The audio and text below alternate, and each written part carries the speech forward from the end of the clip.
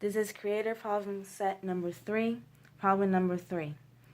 Find the smallest possible integer n, which when divided by 14 leaves a remainder of 11, divided by 13 leaves a remainder of 10, divided by 12 leaves a remainder of 9, etc., all the way down to when divided by 6 leaves a remainder of 3.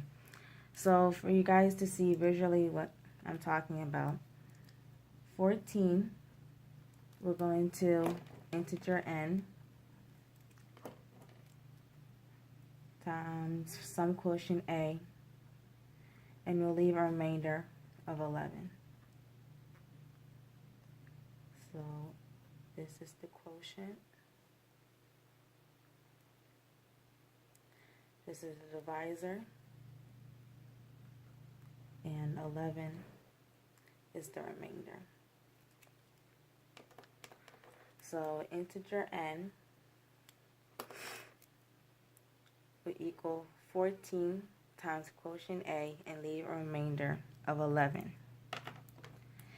Integer n will also go into 13 and leave a remainder of 10. And n will also go into 12 times some quotient c and leave a remainder of 9. So you'll keep writing this equation till you get to when n equals 6 times quotient I and leaves a remainder of 3. It should look something like this. So just looking at this first equation, I realized that if you added 3 to the 11, that 14 would be able to go into this number one more time. So you guys can see this visually. For example,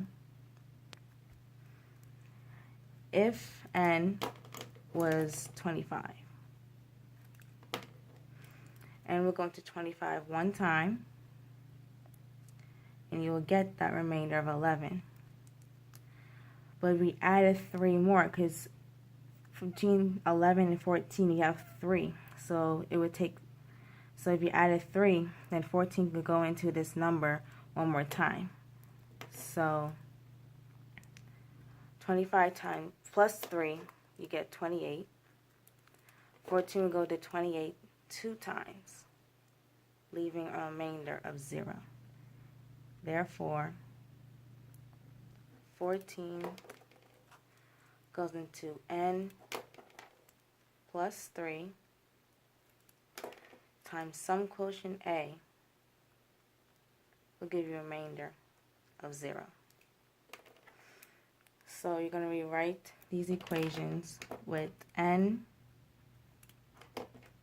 plus 3 equals 14 times some quotient a. N plus 3 will equal 13 times some quotient b.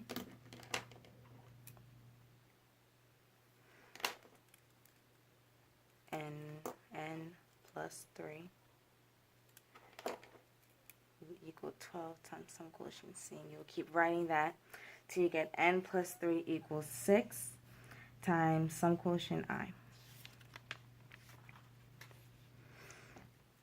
Now we're going to find the least common multiple of all of these divisors.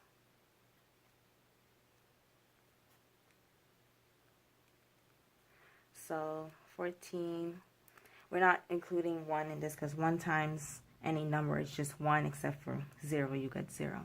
So it's 14, you have 2 times 7. 13 is just 13. 12, you have 2 times 2 times 3. 11 is just 11. 10, you have 2 times 5.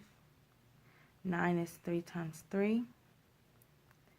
8 is 2 times 2 times 2.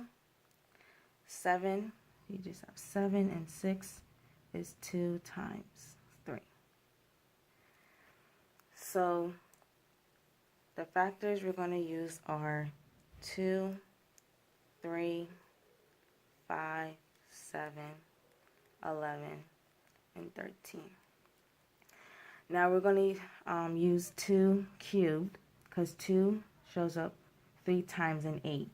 If we had only used 2 squared, then 8 would not be able to divide into n at all.